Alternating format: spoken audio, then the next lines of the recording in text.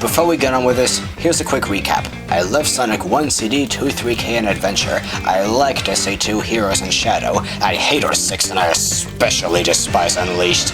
But before you ask the most obvious question, no, I do not hate Unleashed because of the Werehog. Though a tad slow, I thought the Werehog was fine. On their own, with a different character, the nighttime stages can make a really decent game. It's the overhyped, overrated daytime stages that bother me. The daytime stages rely on limited player interaction and give you little to do besides careening down a narrow linear corridor where you're cut off from all the scenery like some car on a highway and present very little challenge aside from trying not to fling yourself off the claustrophobia-inducing path you're trapped in. And even that isn't very hard.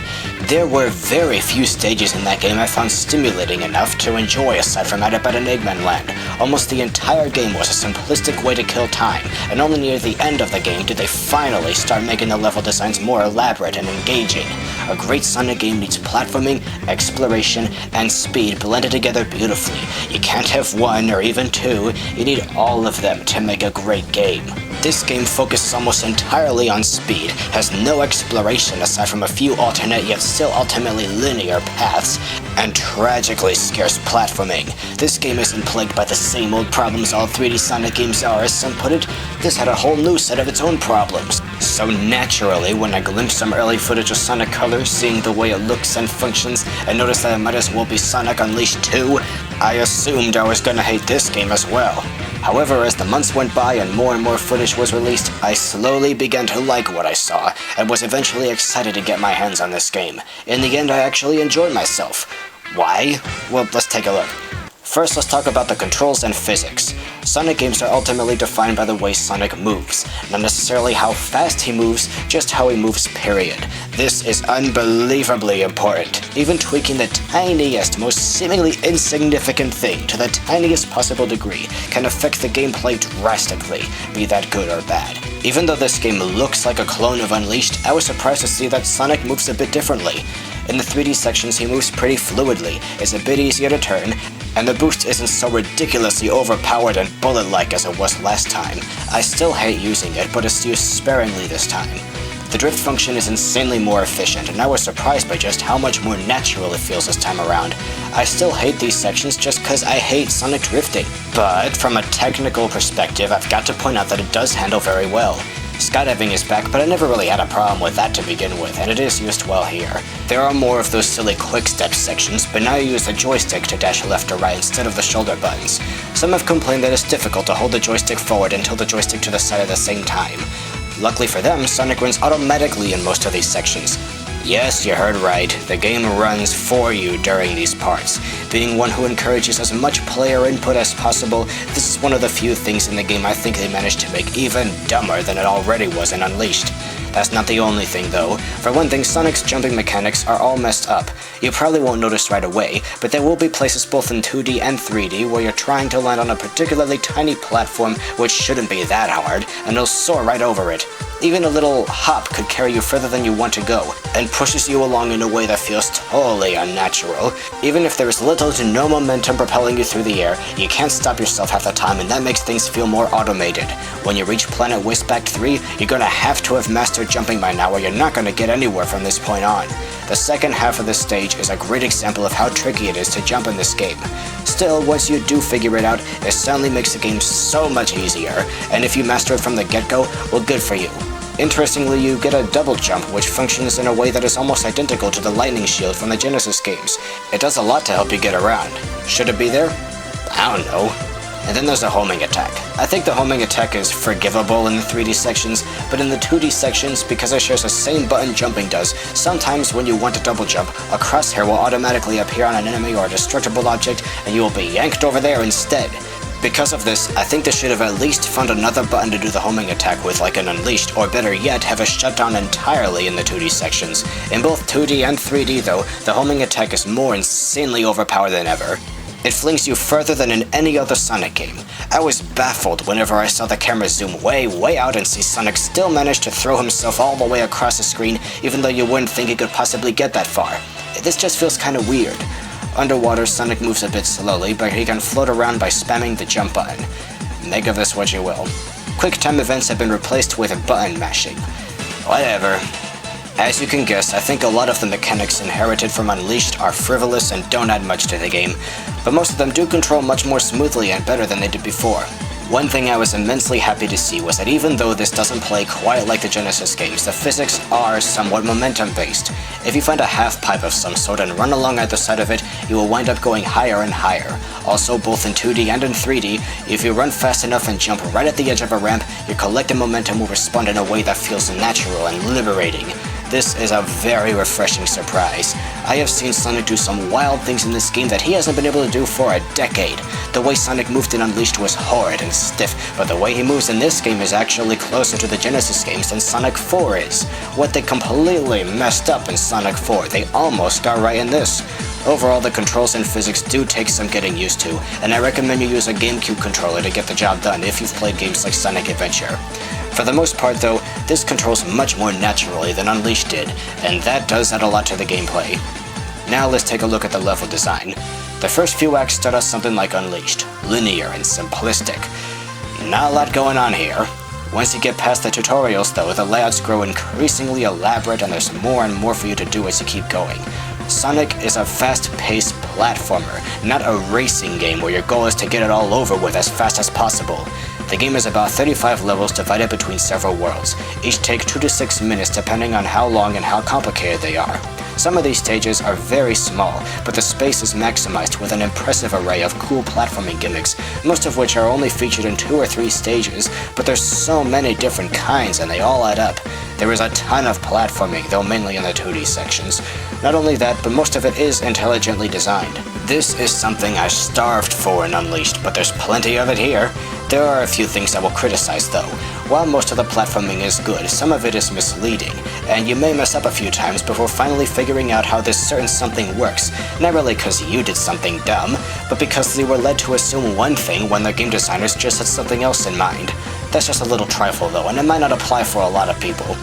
More importantly, there are still a few too many scripted events that litter these otherwise decent levels. Springs and boost pads and rainbow hoops and whatnot placed in certain spots when they really don't need to be there, just in case the player needs a little bit of help making it through that loop or down that hill, because clearly they aren't smart enough to get anywhere on their own and need that extra little push. These things aren't everywhere, but there are more than we really need. This is still forgivable though, since the level design is still pretty good despite all that. At least in the 2D sections. Most of the 3D sections are still pretty bad. I love 3D Sonic games, but this is just more of the same hopelessly careening down a narrow linear corridor where you're cut off from all the scenery like some car on a highway. Unleashed started and it's garbage. These are still littered with quick step sections, drifting sections, boost pads, and whatever else. Most of these are brief and don't take up nearly as much of the game as the thoughtfully laid out 2D sections, but they're still there.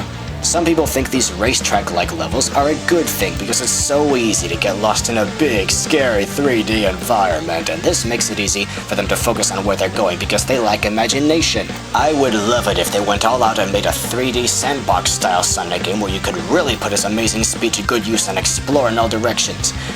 But these stages don't quite do that, at least not most of them. There are still a few 3D sections that I just love. There were a few occasional 3D areas that actually try to be 3D, with decent platforming, varying terrain, and more room to explore. Sadly though, most of these are in the second half of the game and are still extremely rare. They're still haplessly outnumbered by a vast majority of claustrophobic, Unleashed daytime-style roads that have a one-track mind. The designers have demonstrated that they can make interesting 3D areas. It is in their capacity to put actual thought into these, beyond a loop here and a spring there and another loop there. So if they could design cool 3D levels, why didn't they bother to make more? I don't quite understand why, if the designers were able to create some areas like this, they would do it so sparingly. Also, while the 2D platforming in general is pretty cool, most of the platforming in the 3D areas is kinda silly. There are enemies that can't be destroyed yet make no effort to attack, just sitting there so you can use your homing attack on them, and you'll sometimes use a homing attack on floating space debris, which is actually even sillier than doing this with enemies since some enemies can fight back. Simply tapping a button repeatedly to continuously teleport yourself is silly in just about any game, and simply having to press it at just the right second really doesn't add much to a Sonic game, no matter how tricky some try to make it sound. Overall, the 2D stages are decent, and a measly few of the 3D stages are. Ultimately though, it's the wisps that save this game from being Sonic Unleashed 2. Like the caps in Super Mario 64, once you visit a stage where you unlock a wisp power, you can use it anywhere, and each new wisp opens endless possibilities, something Unleashed just didn't have. You can do all kinds of crazy stuff with the wisps. If they weren't there though, you wouldn't be able to get around that much, so there wouldn't be any incentive to make the 2D levels as deep, complex, and labyrinthine as they are. But the cool abilities the wisps give you inspired the designers to make layouts so huge and elaborate and liberating that Unleashed's level design just doesn't compare. A lot of these layouts really surprised me, and the game just never stopped giving me huge, complicated new worlds to explore and play in. At least in 2D. Some levels are designed almost exclusively for a certain kind of wisp, and trying anything else won't get you anywhere, but even these stages are still well designed. It was also so nice of Sega to let us use a spin dash again, even though it's hot neon pink and you'd think the boost would have made it obsolete. All things considered though, I think that some wisps could have been put to better use, especially in 3D. Since it was used so brilliantly in 2D, I would have loved to see how the blue wisp would affect 3D platforming. And since we finally have some underwater stages where you don't automatically die, but only in 2D, I think it would have been awesome to swim around in a 3D underwater area with a drill wisp, zipping wildly like you're flying in a Star Fox game. I also wish the pink wisps could be used in 3D if only for the spin dash. Sadly though, only half of these wisps were used to their fullest potential, let alone in 3D. Even so, Sonic games are well known for having gimmicks that take away from an already lackluster experience, but the wisps add so much to this game and it wouldn't be a tenth as good without them. The wisps are what define this game and I love them for doing a fucking great job. Now for all that other stuff. This game is beautiful. A lot of people think I said Unleashed style was bland, but that's not true at all. What I meant was that while it was very pretty, it looked inappropriate for a Sonic game because it too closely resembled the real world, mainly the dominating influence of human civilization, with Robotnik Land, being the only place that was truly surreal and wacky. This entire game is a lot like Eggman Land. Every single zone is dreamlike with its own cool flair, and even the somewhat more humanized places like Tropical Resort and Aquarium Park are still dreamy and break the mold set by recent games well. The environments are soaked with warm colors, more so than in a lot of modern games. Some have told me that this game is actually too bright and jarring for them, that it overstimulates their senses and they can't play pieces of crap like this for more than a few minutes without getting a migraine. But you know what? Frack 'em. This game is gorgeous, and I'm glad they made it so inviting and not bland and grayish for a few hypersensitive pussies who think they should speak for everyone, even though this game is, as true to its name, colorful.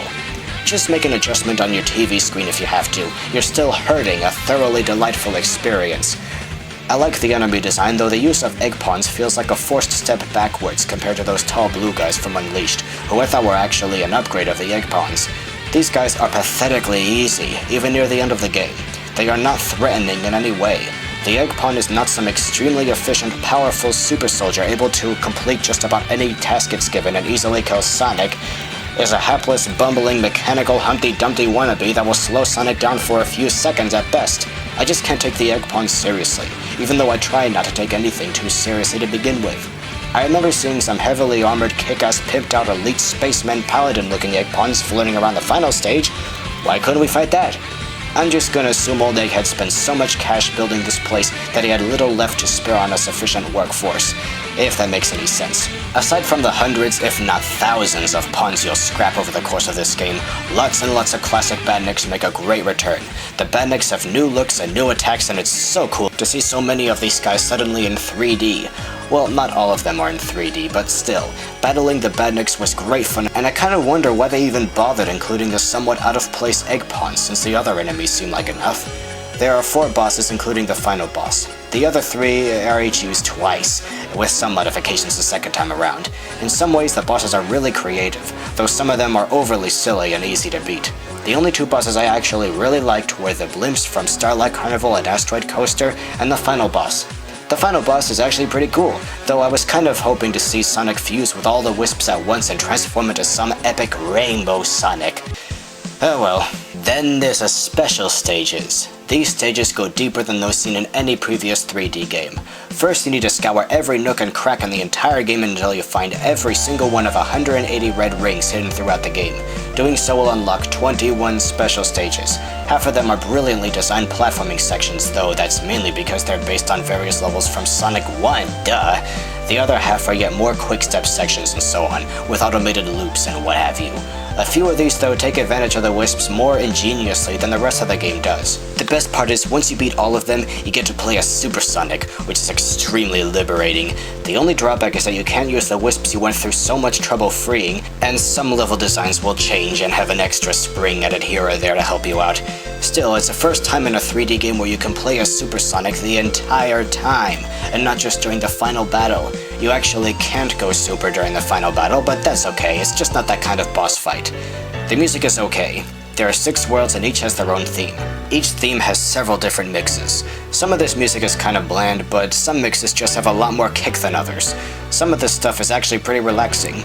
I'm glad they didn't shy away from rock music like they did in Unleashed, with more and more of it building up toward the climax of this adventure, as some of this guitar riffing and wailing is just tasty. Some of my favorite themes, though, are in the maps of each world, particularly Starlight Carnival and Asteroid Coaster. This is not the kind of sound you'd expect to hear in a Sonic game, but it's just too freaking cool. The theme song is spazzy and chaotic, and I honestly don't like it much, but while I also don't like a lot of orchestral music in Sonic games, the final boss theme is just exploding with emotion. The voice acting is actually quite good. I think it's kinda weird that they finally got rid of Jason and 4Kids just as he was finally starting to sound relatable. But whatever. New voice actors, yay! Tails finally sounds like a young boy and not a grown woman poorly impersonating a little boy, and I'm glad they kept Mike Pollock because he does make a decent Eggman.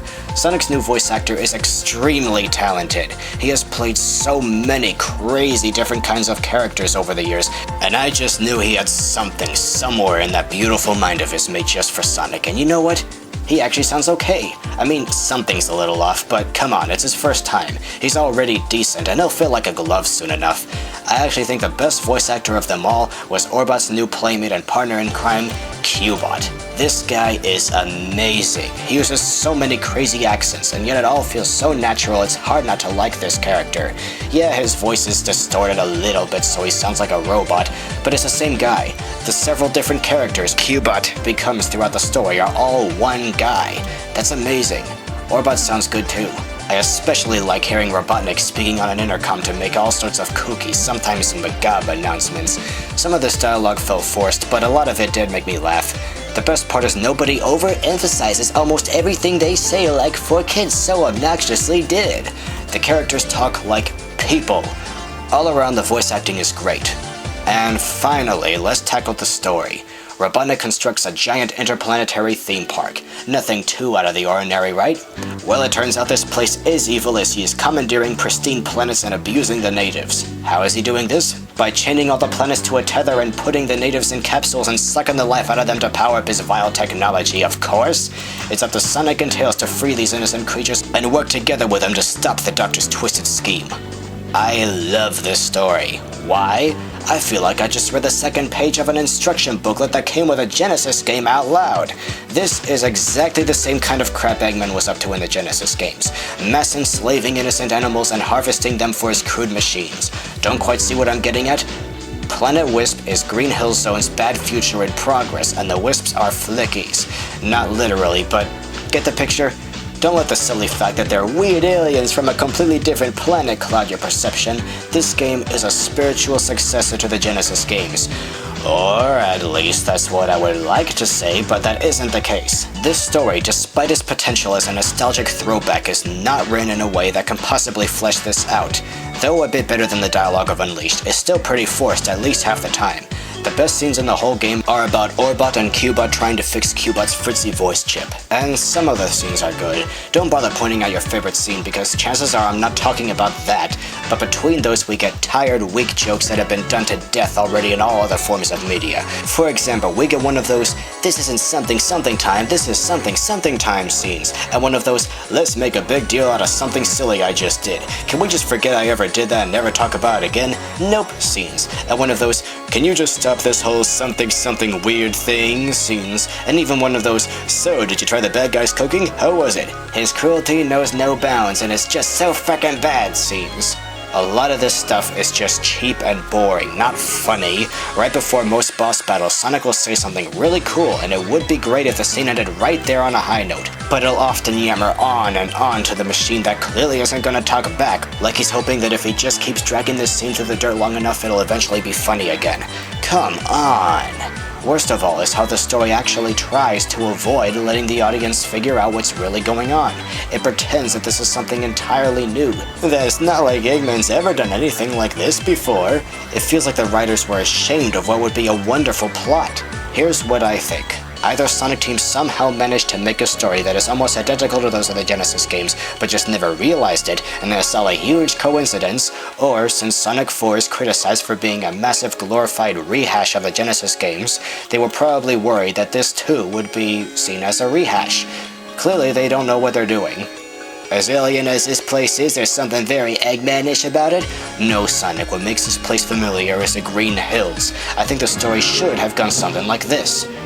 Gosh, that doctor just never learns, does he? What do you mean? Come on, man, don't you remember? This is the kind of stuff he used to pull back home when I was a kid. He hasn't done anything like this for a while, though. Come to think of it, this place does kind of remind me of home. But now Eggman isn't just a threat to Mobius anymore, he's a threat to the whole universe now. What do you say, buddy? Ready for one final round of doing what we always do best?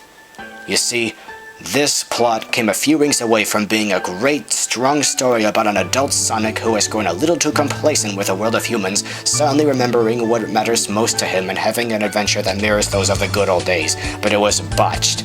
A few scenes are touching, and some actually are pretty funny, but as a whole, there just isn't a lot going on here. A strong Sonic story doesn't need to be too serious, and I think these guys got that impression just fine, but they made it too silly. They went too far in the other direction. They didn't find a balance. They didn't find a middle ground. It's okay to try to be a little bit serious, but there's just no drive. The story isn't bad. This plot is gold. I still like it, but the way it's written is just okay at best. There are a few great moments though, such as this. There it is. I think he speaks for all of us who like to make videos using footage and music from games we didn't make and hate all that copyright bullshit.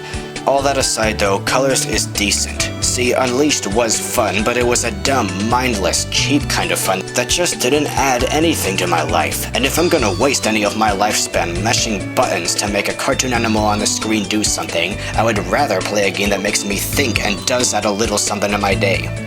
There's a lot of really imaginative platforming, and though there are a few of those moronic quick-step sections here and there, among other things, they still take up very little of the game, and overall the level design demands a lot more interaction on the player's part than Unleashed ever did. I just wish the 3D sections were a bit more lively. Still, the Wisps are what saved this game. If they weren't there, it really would just be Sonic Unleashed 2, but the Wisps inspire great level design and make a solid platformer out of what was originally a dangerously stupid game. Sonic Colors and Sonic Unleashed are two members of the same species. Heck, they're brothers. No, they're twins. Colors, though, got much better genes than his big bro Unleashed did. Unleashed was not a step in the right direction. It was a huge step down, but this is a gigantic leap back up.